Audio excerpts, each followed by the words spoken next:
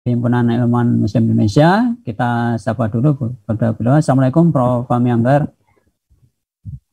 Waalaikumsalam warahmatullahi wabarakatuh. Alhamdulillah sehat nggih, Prof. Insya Allah semuanya sehat. Nah, baik. Tadi kita semua-sama sudah mendengarkan paparan dari Prof. Kiki, Pak Dr. Fahmi Ruman, kemudian ada juga yang menarik tadi ya. Kita lihat sejarah bagaimana kontribusi Islam terhadap Indonesia ini, khususnya dari Prof. Ali Mufradi. Nah, ini bagaimana sebenarnya kalau kita melihat sejarah Islam ini, Prof. Terkait dengan khususnya ya, berbagai makna dan fungsinya dalam kehidupan, tentu tidak bisa dilepaskan ya, bahwa kelihatannya daerah sekarang ini seperti ada, kalau kita melihat ada usaha-usaha untuk menghilangkan jejak-jejak Islam itu, yang kalau kita dengar sendiri dari fakta yang disampaikan Prof. Ali itu, Islam itu memberikan kontribusi yang luar biasa khususnya bagi Indonesia ini. Tapi faktanya di era sekarang seperti ada usaha untuk kalau kita meminjam istilahnya Fahmi tadi, mengkaburkan dan menguburkan fakta-fakta tersebut. Nah, untuk itu kami silakan nanti dalam hal sejarah Islam ini, kami silakan ke Prof. Fahmi Anggar untuk menyampaikan perspektifnya. Silakan, Prof. Bismillahirrahmanirrahim. Assalamualaikum warahmatullahi wabarakatuh. Alhamdulillahirabbil alamin wassalatu wassalamu ala asrofil mursalin wa ala alihi washabbihi ajmain, amma ba'du. Terima kasih atas kesempatan yang diberikan ya. Sebenarnya tadi saya lebih gayeng menikmati cerita Prof. Kiki maupun Prof. Ali Mufradi ya. Saya ini bukan disiplin ilmu, saya bukan sejarah Prof. Ali ya. Saya disiplin saya insinyur ya. Cuma memang saya penikmat sejarah ya. Di rumah saya itu ada 60 buku sejarah ya. Buku sejarah yang dapat dianggap standar lah ya. Bukunya Philip Kahiti, bukunya Tamim Ansari ya. Banyaklah buku-buku seperti itu yang saya menikmati itu, dan saya juga menulis buku sejarah tapi populer ya, judulnya TSQ Stories ya. Techno Science Spiritual Quotient ya. Jadi kisah-kisah para ilmuwan dalam sejarah peradaban Islam gitu. Jadi saya menikmati sejarah, tapi sejarah bukan sebagai sekedar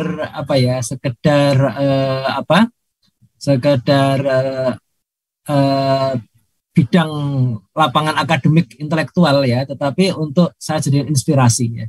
Jadi memang kadang-kadang kalau di buku saya itu catatan kakinya tidak banyak, Pak. males nyariin. Kalau saya pernah ketemu Prof. Mulya di Kertanegara ya, beliau kan filosof dari UIN ya, UIN Syarif Hidayatullah. Saya tanya, Prof, itu kalau nulis, kata beliau itu nulisnya pakai tulisan tangan tuh, dia nggak pakai komputer, tulisan tangan gitu kan. Nanti kalau udah jadi satu buku gitu, dikasihkan ke asistennya, nanti asistennya itu yang ngetik di komputer sama nyariin ininya, referensinya yang tepat gitu ya. Jadi buku yang bagus nanti. Nah, jadi hari ini masih ada intelektual akademisian yang bekerja dengan seperti itu ya, tulisan tangan gitu ya. Jadi, tiap hari beliau nulis 5 halaman ya, seperti itu, 10 halaman ya, tebel juga. Baik ya. Jadi di buku saya itu tidak tebel ya.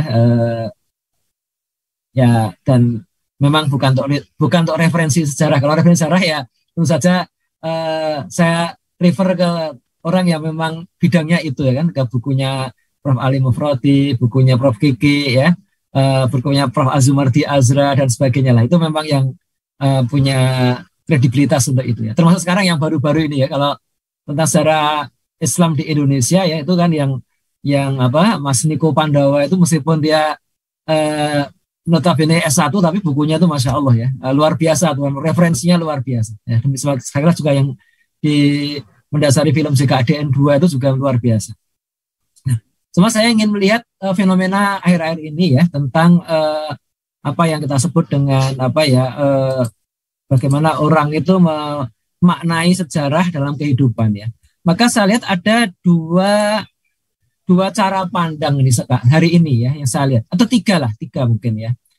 Yang pertama adalah cara pandang menganggap apa yang tadi diistilahkan oleh Prof. Kiki tadi sebagai grandiose ya, melebih-lebihkan ya. terlalu mengagungkan masa lalu, ya. Tapi kemudian refleksinya ke sekarang itu sebenarnya tidak terlalu besar, ya.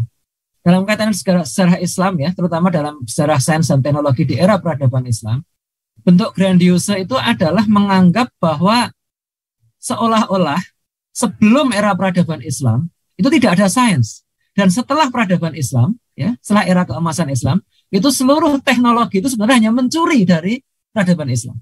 Itu saya kira satu bentuk grandiose yang agak tersesat ini, ya.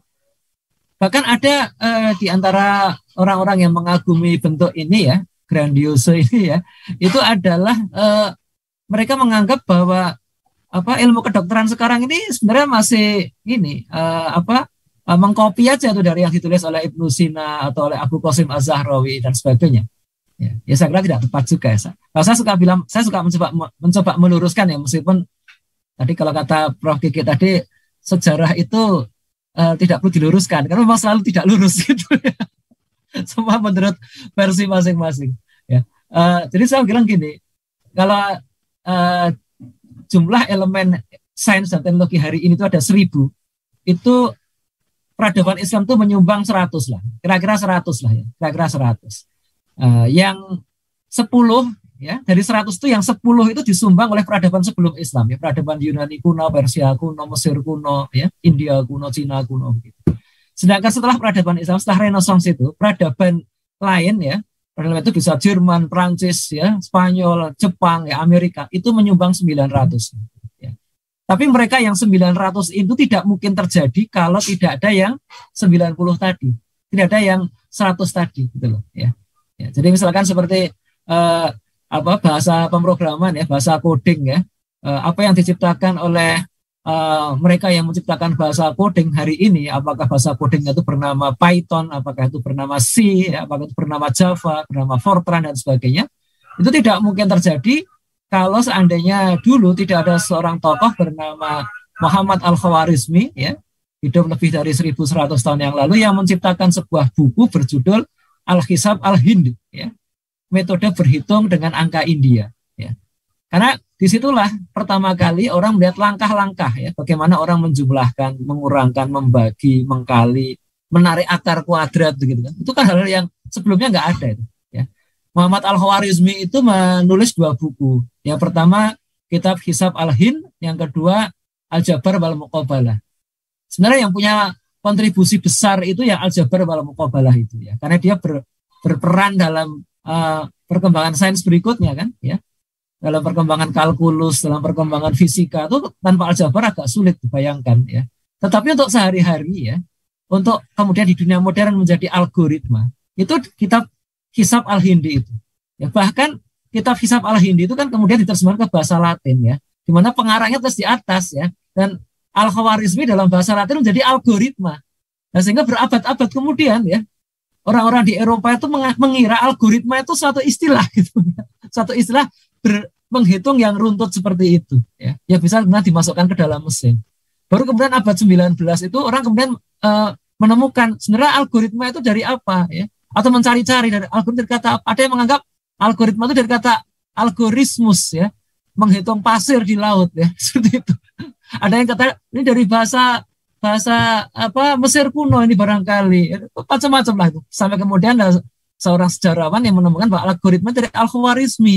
Nah, ini sebagai contoh bahwa grandiose tadi ada terjadi di dunia kaum muslimin hari ini, dan itu sebenarnya ya tidak tepat, ya, menganggap bahwa seolah-olah dunia modern itu mencuri sepenuhnya, itu nggak tepat. Dunia modern terinspirasi, ya, atau kemudian meneruskan, ya, penemuan-penemuan yang sudah dibangun oleh para ilmuwan di masa keemasan Islam, ya.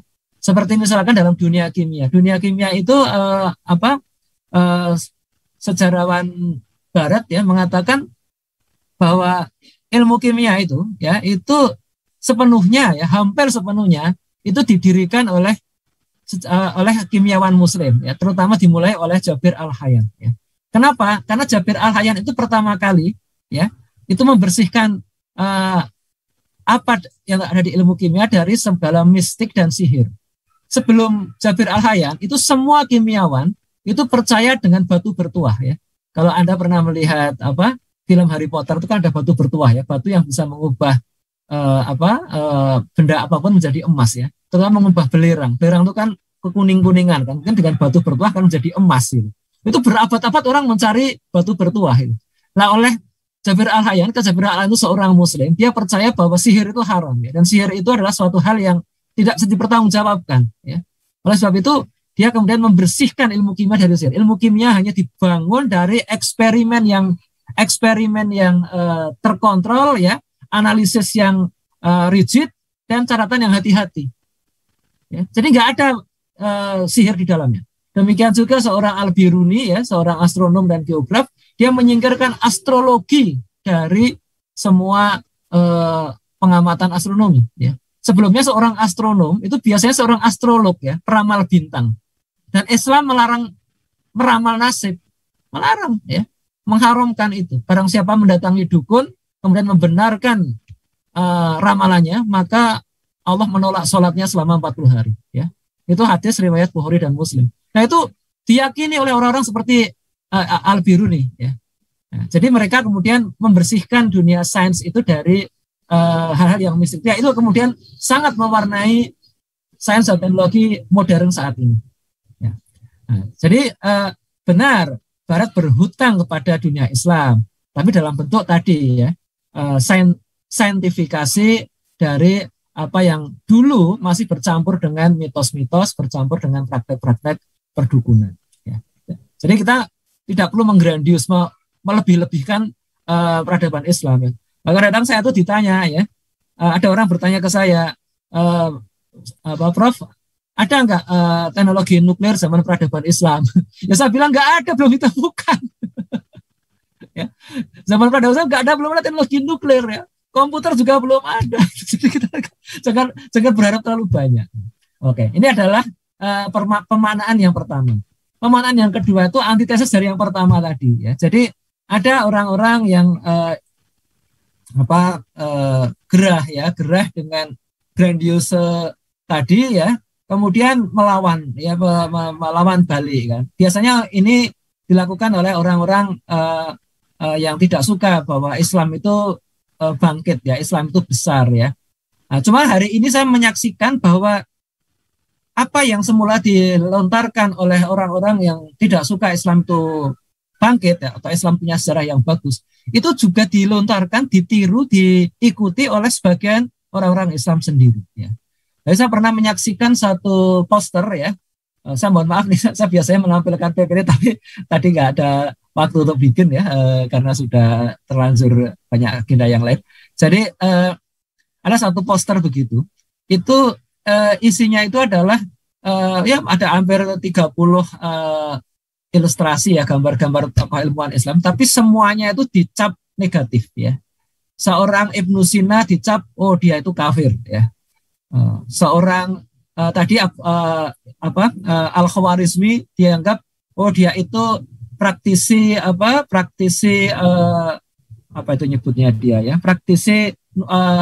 meramal nasib ya, meramal nasib dengan angka-angka gitu kan. Demikian juga seorang Abu Qasim Az-Zahrawi yang seorang dokter bedah ya, dia dianggap seorang dukun ya, praktisi perdukunan ya. Seorang Jabir Al-Hayyan, seorang ahli kimia, dianggap tukang sihir. Itu semuanya negatif. Tidak ada yang tersisa lagi dari ilmuwan Islam yang kita bisa bangga bahwa mereka adalah memang orang-orang yang terdidik dengan peradaban Islam. Ya. Semuanya cacat, semua tukang sihir, ya, peramal nasib, ya, kafir, zindik, ya, dan sebagainya lah.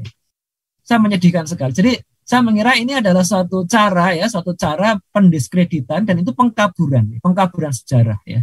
Jadi meskipun itu muncul di satu situs Islam ya, bahkan diedarkan di satu WA grup Islam ya, tapi saya kok mengira ini asal muasalnya bukan dari mereka ya. Jadi kayak contoh ya, seorang upaya takfiri kepada Ibnu Sina. Memang dalam sejarah pemikiran Islam itu ada tokoh yang bernama Ibnu Taimiyah ya. Ibnu Taimiyah itu membuat kitab namanya Majmu' Fatawa. Di dalam kitabnya itu beliau memang memvonis Ibnu Sina itu kafir ya. Dengan alasan Ibnu Sina itu mengembangkan teori emanasi ya, teori emanasi bahwa dunia ini kekal ya, dan sebagainya lah. Nah, cuma kalau kita lihat kapan Ibnu Sina hidup, kapan Ibnu Taimiyah hidup, itu terpaut lebih dari 2 abad. 2 abad itu. Ya. Jadi Ibnu Sina itu wafat tahun 1030, kalau tidak salah 1030. Ya. Sedangkan Ibnu Taimiyah itu baru lahir 1266 atau 68. Ya.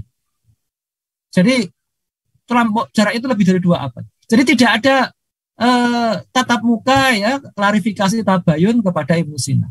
Pada sisi lain itu kita harus sadari bahwa pada zaman itu ketika seorang Ibnu Sina itu seorang tokoh yang sangat besar, itu wajar ada orang-orang yang membuat pendapat dan kemudian menisbatkan secara dolim kepada Ibnu Sina. Oh, ini pendapat Ibnu Sina. Padahal nggak ada Ibnu Sina ngomong begitu. Ya. Sama seperti halnya di masa abad pertama Hijriah, ya, itu masih ada para sahabat, itu masih ada para tabiin. Itu ada orang-orang yang menisbatkan pendapatnya dengan Nabi. Ini Nabi berkata begini. Nah, untungnya kemudian di masa Umar bin Abdul Aziz itu dimulai mulainya ilmu hadis yang rigid ya. Kalau ada orang ngomong dari Nabi, dia dengar dari siapa? Dicek semua, rantai sanadnya dicek. Kemudian juga tiap sanadnya itu dicek, itu orangnya seperti apa, dia hidupnya kapan, dia sifat-sifatnya seperti apa, hafalannya gimana. Nah, cuma sayangnya ini tidak ada di dalam periwayatan atau naskah-naskah ilmiah yang non hadis ya, non hadis. Jadi di dalam naskah-naskah filsafat itu nggak ada. Sehingga bisa saja semua orang menisbatkan pendapatnya kepada Ibnu Sina ya, gitu. Nah, ini yang mengerikan seperti itu ya. Jadi ini repotnya lagi ketika itu kemudian digeneralisir kan, cari-carilah semua. Wah, ini Jabir Al-Hayyan, dia melakukan apa sih di dalam hidupnya? Oh, dia membuat ramuan. Oh, kalau ramuan itu pasti sihir. Oh, semua seperti itu ya. Saya kira memang. Jadi kalau seperti itu halnya, tidak ada bedanya dengan para orientalis hari ini yang mendiskreditkan semua khalifah ya. Seolah-olah dalam peradaban Islam itu nggak pernah ada, khilafah itu nggak pernah ada. Karena sejak masa Umayyah itu semuanya adalah diktator, kata dia. Adalah keturunan ya, turun-temurun diktator ya, bunuh-bunuhan gitu ya. Jadi khilafah itu nggak pernah ada setelah selain khulafah, bahkan mungkin khulafah ur-rasyidin aja nggak sah menurut dia. Gitu. Jadi masya Allah, jadi pendiskreditan terhadap sejarah Islam itu terjadi ya. Ada yang lewat jalur menyerang para penguasanya, para umaroknya, ada yang menyerang para ilmuwannya, ya, para ulamanya. Gitu. Ini yang kedua. Jadi kalau yang pertama tadi grandius, yang kedua ini diskredit. Nah yang ketiga yang saya lihat itu adalah nostalgis ya. Nostalgisme ya. Jadi mengenang sejarah Islam mungkin tidak terlalu grandius ya, tapi hanya nostalgia, berhenti di nostalgia. Ya. Jadi ketika kita bicara sains Islam ya, mereka seolah-olah sudah belajar sains Islam ketika bisa menyebutkan, oh ya dulu ada tokoh namanya Ibnu Sina, oh ya dulu ada tokoh namanya Al-Khwarizmi, ada tokoh namanya Abbas Ibnu Firnas dan sebagainya ya. Mungkin kalau orang merasa kalau sudah membaca buku saya itu TSG Stories itu seolah-olah sudah menguasai sains Islam. Tapi itu secara nostalgia itu sobat gitu loh. Lo ente kalau sudah hafal semua secara semua ilmuwan muslim terus apa ya? Apakah ente kemudian sama dengan mereka ya? Biasanya kalau seperti itu saya tanya, itu kan masa lalu. Kalau ente kenal nggak ilmuwan Islam hari ini ya? Orang muslim ya, muslim yang ilmuwan besar dari bidang sains dan teknologi hari ini yang masih hidup ya. Kenal nggak ya? Kenal nggak dengan Aziz Sansar ya? Kenal nggak dengan Ahmad Zewail? Yang angkat bahu dia. Siapa itu? Baru dengar. Ahmad Zewail itu pemenang Nobel Kimia ya. Orang Mesir ya. Aziz Sansar itu juga pemenang Nobel Kimia. Aziz Sansar itu 2015 kalau nggak salah ya. Ahmad Zewail 2010. Ya meskipun mereka hidup di Amerika ya. Tapi anyway, jadi ente itu sebenarnya yang dicari apa? Dicari itu bagaimana umat Islam ke depan itu bisa kembali menguasai sains dan teknologi dengan berkaca kepada sejarah Islam, atau sekedar berhenti pada nostalgia. Ya. Terus berhenti pada nostalgia itu seperti seorang pemuda yang pernah dekat ya, pernah dekat dengan seorang gadis pujaan dia, tapi belum pernah berani mengungkapkan perasaannya ya. Dan gadis itu kemudian menjadi seorang selebriti, seorang terkenal, ya bahkan sudah menikah, ya bahkan sudah pokoknya terkenal lah, hebat, jadi panutan lah, karena dia nggak pernah ada skandal macam-macam. Tapi pemuda ini kemudian selalu nostalgia, wah aku dulu pernah dekat dengan dia, wah itu sobat gitu loh. Ya. Kamu terus apa? Kalau kamu pernah dekat dengan dia itu terus ngapain? Gitu. Nah ini saya kira tiga hal ini tadi ya, baik grandios, yang kemudian diskredit maupun nostalgik ini semuanya bermasalah ya. Nah, jadi marilah kita belajar sejarah itu memang dengan adil, meskipun tadi kita nggak bisa lepas dari pembelokan tadi ya, kalau kata Prof. Kiki tadi ya, karena memang ya faktanya seperti itu ya. Jadi tapi kita memang harus adil ya, adil dalam arti sejarah itu kan dalam kontinum, tidak berhenti kan ya. Bahkan hari kemarin sudah sejarah gitu kan ya.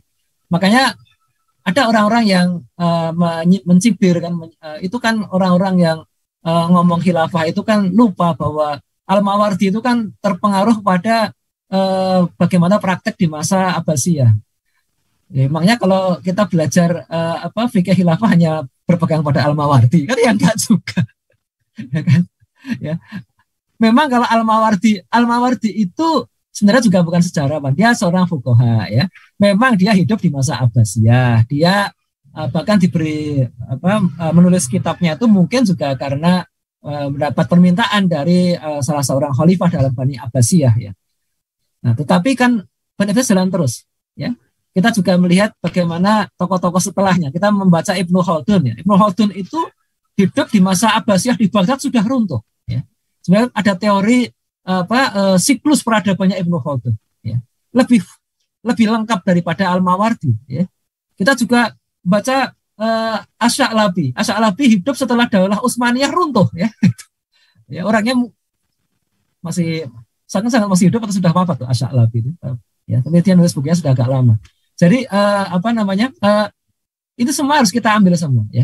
Jadi fikih kalau terkait dengan politik ya, dan politik itu berarti sejarah ya. Karena sejarah itu tidak bisa lepas dari politik. Tidak ada dimanapun sejarah yang frame-nya bukan politik. Tidak ada. Ya. Sejarah itu pasti frame-nya politik. Ya.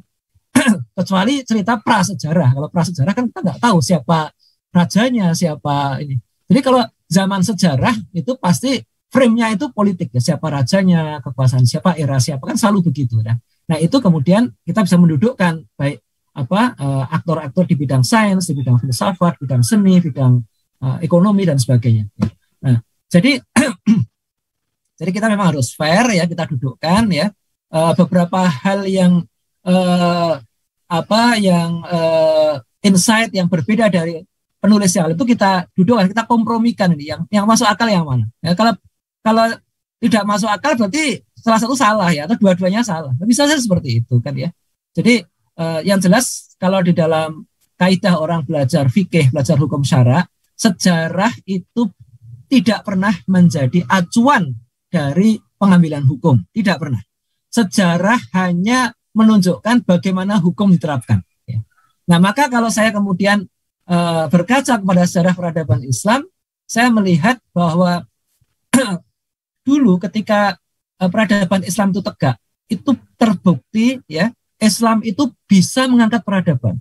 Islam bisa menjadi mercusuar peradaban. Ilmuwan-ilmuwan Muslim juga terlahir, baik mereka yang dari kecil dididik dengan pendidikan Islam, ataupun yang menjadi mu'alaf setelah sudah terlanjur menjadi ilmuwan ya. Jadi kalau saya baca dalam sejarah peradaban Islam itu ada orang-orang yang dia itu datang ke Baghdad, dia itu tadinya orang dari India, orang Hindu, orang dari Mesir ya, orang dari Mesopotamia dan sebagainya, yang sudah menjadi ilmuwan sebelum masuk Islam ya. Mereka datang ke daulah Islam, mengenal Islam, kemudian menjadi mu'alaf ya, masuk Islam, dan ilmunya jalan terus ya. Dia hanya cukup meruhanikan ilmunya saja. Jadi bagian-bagian yang bertentangan dengan Islam disingkirkan. Memang tidak semuanya berhasil ya. Tetapi dalam kasus Jabir Al-Hayyan, kasus Al-Khwarizmi, kalau Jabir Al-Hayyan dan Al-Khwarizmi itu memang dari kecil sudah Muslim. Tapi guru-gurunya enggak ya. Gurunya Al-Khwarizmi itu orang India. Gurunya Jabir Al-Hayyan itu masih ada yang orang Majusi ya. Yang kemudian masuk Islam. Ada yang seperti itu. Jadi itu wajar kalau kita pelajari bahwa hari ini itu kita bisa juga seperti itu ya. Kalau hari ini kita mau menyalip atau menyusul aja, menyusul aja kemajuan dari peradaban Barat ya, dari sains dan teknologi Barat itu sangat sulit ya, sangat sulit. Kita pemenang Nobel Sains itu baru 3 orang ya, tadi ditambah Abdul Salam ya, fisika itu udah meninggal tapi. Nah, sementara yang orang-orang Barat itu lebih dari 500 ya, ya pemenang Nobel Sains lebih dari 500. Itu 3 orang, sedikit sekali ya. Nah, tapi kalau dakwah Islam itu berjalan dengan benar, ya, bahkan negara berperan dalam dakwah, tidak mustahil bahwa suatu hari nanti para ilmuwan tadi akan menemukan bahwa Islam itu yang paling cocok untuk saintis. Islam itu bangunannya semua rasional, tidak ada yang dogmatis, ya, tidak ada yang hanya doktrin saja, itu enggak. Ya. Semuanya akidahnya itu rasional, ya. Nah itu. Ya. Dulu juga seperti itu, banyak para ilmuwan itu masuk Islam karena Islam itu paling rasional, paling logis. Gitu. Hari ini itu banyak ilmuwan Barat itu yang sebenarnya meskipun notabene mereka mungkin Yahudi, notabene mereka Kristen, tapi mereka itu sebenarnya agnostik ya, bahkan ateis, tidak percaya bahwa bahkan mereka tidak lagi mempraktekkan agama. Ya. Seorang Albert Einstein itu dia berkata bahwa aku ini orang yang tidak percaya tentang Tuhannya para pendeta ya. Dia bilang begitu, bahwa ada sesuatu dalam diri saya yang disebut religius. Itu adalah kekaguman saya yang tak terkira pada struktur alam semesta sepanjang sains bisa mengungkapkannya. Itu kata-kata Einstein itu. Ya. Jadi kalau ada Einstein bilang apa agama tanpa sains itu lumpuh, sains tanpa agama itu buta, itu sebenarnya bukan ucapan Einstein. Itu orang yang membuat quote dan dinisbatkan pada Einstein. Zaman sekarang mudah untuk mendebunking hal semacam itu ya. Nah, yang kedua ya, jadi kalau kita belajar secara tadi itu, pelajaran terakhir adalah bahwa Islam itu membuktikan di masa lalu dia tidak bertentangan dengan sains dan dia bisa menginspirasi sains dan teknologi. Yang kedua pelajaran yang kita dapatkan bahwa sekarang ini, hari ini, ketika sains dan teknologi tidak dikuasai oleh kaum muslimin, itu membuat kaum muslimin terjajah, ya. Dan pada saat yang sama, sains dan teknologi dipakai untuk menjajah. Ini sangat menyesakkan dada ini, sangat memprihatinkan. Yang kita inginkan apa? Yang kita inginkan adalah umat Islam kembali seperti umat Islam di masa awal dulu. Yaitu apa? Yaitu mempelajari sains dan teknologi dengan benar ya, menguasainya dengan benar. Tidak untuk sekedar supaya tidak terjajah, apalagi untuk menjajah, tidak boleh ya. Tetapi umat Islam menguasai sains dan teknologi agar sains dan teknologi digunakan untuk membebaskan dunia dari penjajahan. Kira-kira begitu, terima kasih. Assalamualaikum warahmatullahi wabarakatuh. Waalaikumsalam warahmatullahi wabarakatuh. Luar biasa ini Prof. Amir. Saya tadi terkesan dengan apa tadi istilahnya yang disampaikan oleh Prof. Kiki tadi ya, bahwa kebanyakan di kaum muslimin sekarang itu mengidap penyakit tadi ya, grandiosme apa tadi? Oh. Ya, grandiose itu penyakitnya ya. Pahamnya ya. Grandiosme, ya. Itu saya juga baru dengar istilah itu ya, melebih-melebihkan. Ya. Kemudian tadi ada penyakit yang dua tadi apa Bro tadi? Mendiskreditkan. Yang terakhir nostalgic. Ya, nostalgisme. Ya, itu memang kita alami sendiri ya di dunia muslim sekarang. Banyak yang tadi seolah-olah seperti tadi ya, kalau bicara tentang khilafah itu seolah ketika khilafah berdiri itu semuanya langsung beres gitu, istilahnya seperti itu. Seolah langsung beres semuanya, masalah langsung beres ya ketika, padahal tentu kita tidak semudah itu untuk melihat fakta-fakta di lapangan bagaimana proses dari sebuah berdirinya sebuah negara dalam mengatur kehidupan. Ya, itu yang kadang-kadang kita juga alami, sehingga fakta sejarah ini kadang-kadang juga membuat orang itu tadi ya berimajinasi, kadang berimajinasi tentang hal yang saya tertarik dengan ceritanya tadi, yang orang yang tadi yang ceritanya Pak Prof tadi yang kagum dengan seorang artis tadi ya, yang mengeklaim gitu ya, mengeklaim bahwa dia seorang pernah dekat dengan dia. Ya padahal tidak pernah bicara, tidak pernah langsung bilang dekat ya. Kita itu kadang sering gitu ya, serba itu tadi ya. Itu mungkin bawaannya penyakit orang Jawa atau gimana gitu ya, Prof ya. Ya, baik, terima kasih Prof Fahmi atas pencerahannya. Ya, baik para pendengar setia Forum Dokter Muslim Peduli Bangsa. Sebenarnya kita masih ada satu lagi pembicara pada pagi hari ini, yaitu Pak Dr. Pakis Sarip. Cuma ini kita tadi beliau menyatakan berdiadir jam 10 atau sekitar jam 10:20. Tapi ini kelihatannya belum. Apakah sudah hadir? Mungkin dari panitia bisa memastikan. Kalau belum hadir, ya tadi karena beliau juga izin ada mengajar ya, ada kuliah, ya, selesai sekitar jam 10 dan mengatakan jam 10:20 baru bisa bergabung. Nah, ini kita tepat jam 10:20 belum ada tanda-tanda ini ya, kelihatannya beliau untuk hadir. Baik, kita akan berikan kesempatan dulu saja dari Albion yang setelah hadir di Zoom Line itu untuk bertanya langsung. Bertanya langsung bisa menggunakan fasilitas raise hand atau langsung dinyalakan mic-nya untuk langsung bertanya pada pembicara kita pada pagi hari ini, bisa langsung ke Pak Dr. Fahmi Lukman atau bisa langsung ke Pak Prof. Alimu Prodi atau bisa langsung ke Pak Prof. Fahmi Amhar. Mohon maaf untuk ke Pak Prof. Maman tadi, Pak Prof. Gigi beliau sudah undur diri, mohon pamit karena ada acara jam 10 di Bandung. Monggo kami persilakan pada peserta kalau ingin langsung bertanya lewat forum ini. Sebelum saya bacakan pertanyaan-pertanyaan yang ada di ruang chat di Zoom ya. Saya berikan waktu kira lebih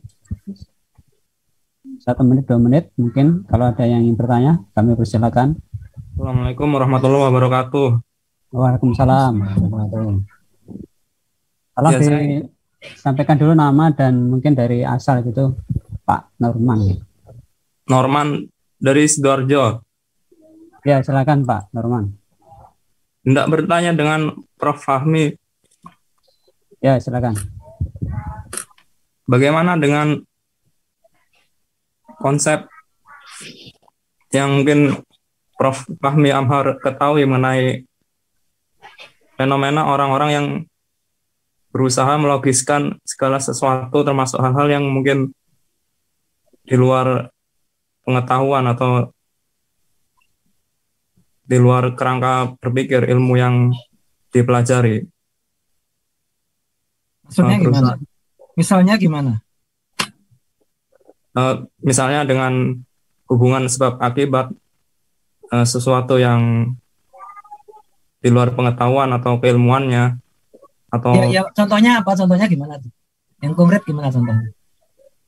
Misalnya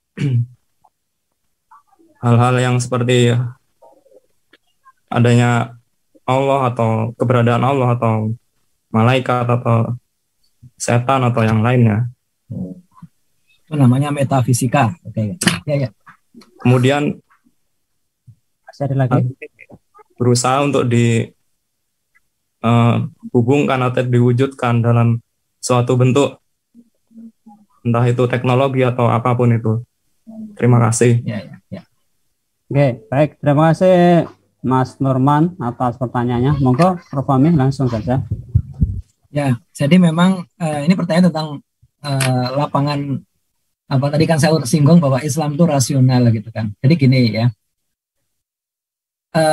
ada dua hal yang harus kita pahami kalau kita di ranah ilmiah itu ya. Ada yang empiris ya, dan ada yang rasional ya. Empiris itu sesuatu yang bisa kita tangkap dengan panca indera atau alat-alatnya ya.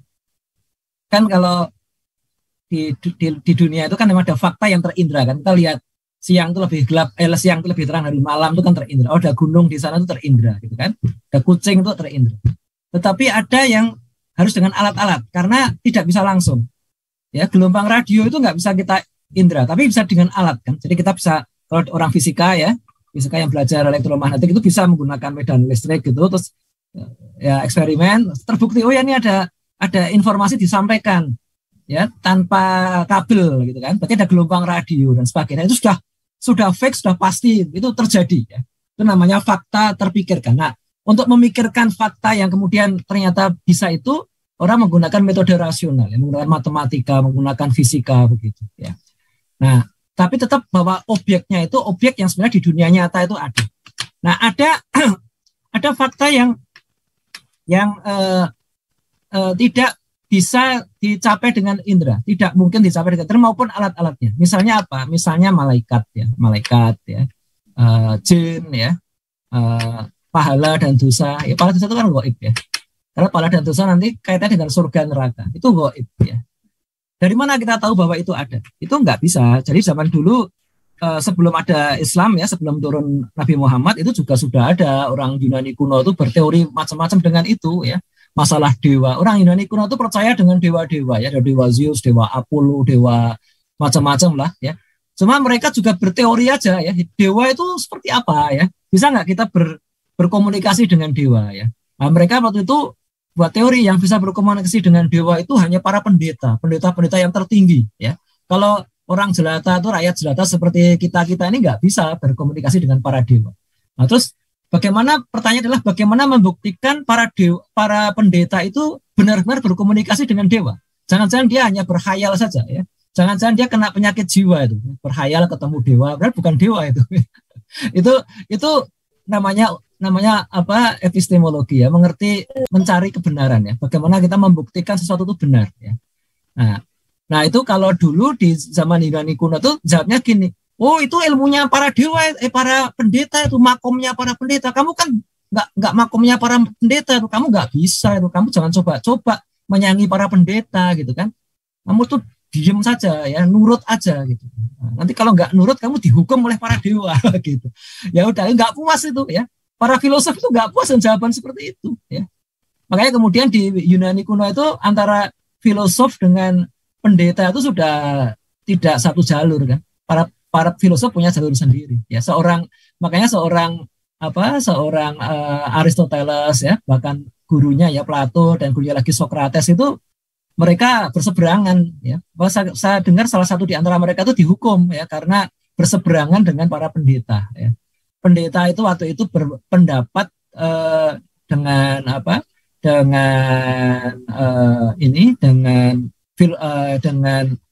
kepercayaannya bahwa alam semesta itu diciptakan oleh dewa Apollo ya, atau dewa Zeus gitu kan ya, dan itu adalah dewa matahari. Kalau begitu maka alam semesta itu berputar mengitari matahari. Itu pesan para pendeta. Nah para filosof waktu itu tidak mau, pengamatan kita enggak kok ya.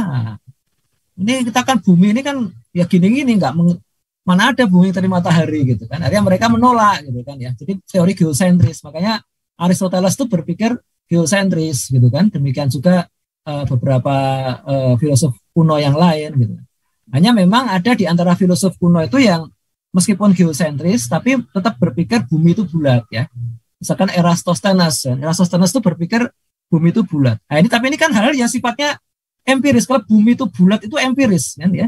Itu bisa dibuktikan di dunia ya. Tapi kalau dewa Apollo, benarkah dewa Apollo itu yang mengendalikan alam? Itu kan nggak bisa, dewa Apollo-nya nggak tahu di mana ya. Para filosof nggak bisa menteorikan itu. Nah, lalu bagaimana dengan Islam? Nah, Islam itu untuk masalah yang Allah itu seperti apa, itu ada yang bisa dibuktikan dengan rasional, ada yang tidak bisa. Ya.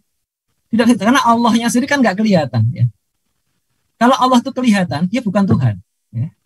Kenapa? Karena ya kita tuh melihat tanda-tanda Tuhan itu di dalam ciptaannya. Ya. Dan kita mendefinisikan yang kita sebut Tuhan. Jadi gini loh, manusia itu punya nuri untuk berdoa. Kalau kepepet, dia pasti berdoa. Berdoa kepada siapa? Berdoa pada kekuasaan yang supranatural, kekuasaan yang dibalik alam semesta ini, kekuasaan yang maha kuasa. Ya. Nah, pertanyaan yang maha kuasa itu siapa? Nah, kita mendefinisikan yang maha kuasa itu pasti pencipta alam semesta ini. By definition ya. Nah, pencipta alam semesta ini pasti bukan bagian dari alam semesta. Pasti sifat-sifatnya berbeda dengan alam semesta. Pasti karena itu dia maha kuasa dan karena itu dia maha esa. Kita berhenti sampai di situ. Selebihnya kita nggak tahu. Ya kalau begitu cara menyembah Tuhan itu seperti apa? Ya kita nggak tahu, kita nggak berkomunikasi dengan Tuhan. Gitu. Makanya terus kemudian kita mencari siapa di antara manusia di dunia itu yang disapa oleh Tuhan, yang berkomunikasi dengan Tuhan. Dalam sejarah ada banyak orang yang mengaku berkomunikasi dengan Tuhan. Bahkan di Indonesia pun ada yang mengaku seperti itu. Ya, belum lama ini meninggal, ya, semasa hidupnya mengaku menjadi nabi, namanya Lia Eden. Ya. Dia mengaku nabi, dia mengaku bicara dengan Tuhan. Ya. Nah, pertanyaannya adalah bagaimana membuktikan bahwa orang-orang tadi itu beneran bicara dengan Tuhan. Kalau ada orang mengaku saya bicara dengan Jokowi, saya bicara dengan Mensesnek, gitu. Itu gampang sekarang membuktikannya. Ya. Orangnya masih ada, bisa dihubungi. Ya. Ya mungkin tidak mudah juga bagi kita ya menghubungi Pak Jokowi atau menghubungi Pak Mensesnek gitu kan. Tapi caranya ada. Ya. Tapi kalau menghubungi Tuhan gimana? Sedangkan yang mengaku tuh dia ya. Nah makanya kemudian ternyata para messengers ini, para orang-orang yang mengaku Tuhan atau kita sebut dengan Rasul ini, itu dibekali dengan suatu mukjizat. Ya. Ada dan mukjizat itu harus sesuatu yang superlatif. Ya tidak mungkin manusia bisa bikin. Ya. Nah, untuk kasus Nabi Muhammad, mukjizatnya itu adalah Quran.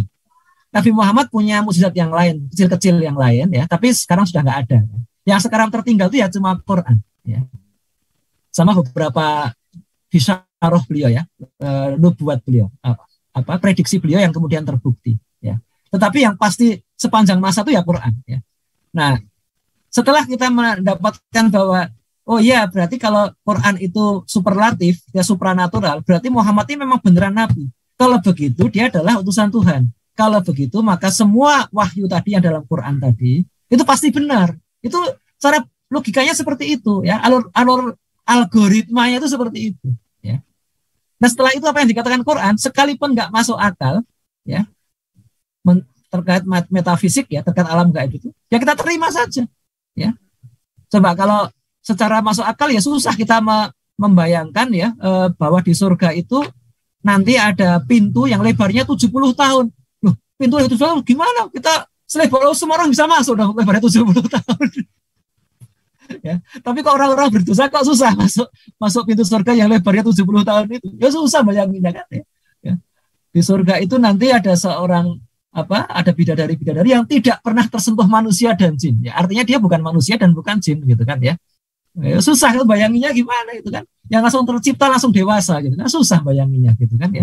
Jadi ya, kalau mungkin sekarang ada juga sih yang melogis-logiskan, mungkin dari itu robot ya, sejenis robot ya, robot itu langsung dewasa gitu kan. Oh ya betul juga ya, itu Jepang sama Cina itu sudah bikin tuh robot wanita cantik kan, langsung dewasa, bisa didapatkan dengan harga ya sekarang udah cukup murah lah ya, 100 juta udah dapat lah sekarang lah. itu bisa aja orang berhayal, tapi kan ya pasti beda lah ya pasti beda. Jadi itu jadi melogis-logiskan itu ya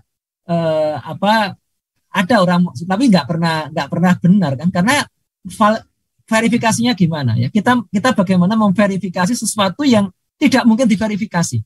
Jangankan tentang alam gaib, tentang metafisik tadi ya, masih di dunia saja ya, bagaimana kita membuktikan bahwa manusia purba ya, Pithecanthropus erectus atau Megalopus paleojavanicus ya, itu Meganthropus paleojavanicus yang hidupnya lebih dari 1 juta tahun yang lalu, itu beneran manusia. Gimana cara membuktikannya? Pakai DNA. Oh nggak mungkin, udah hilang, dagingnya udah nggak ada semua, tinggal tulang gitu kan, tinggal fosilnya, tinggal tulang. Tidak bisa dibuktikan itu.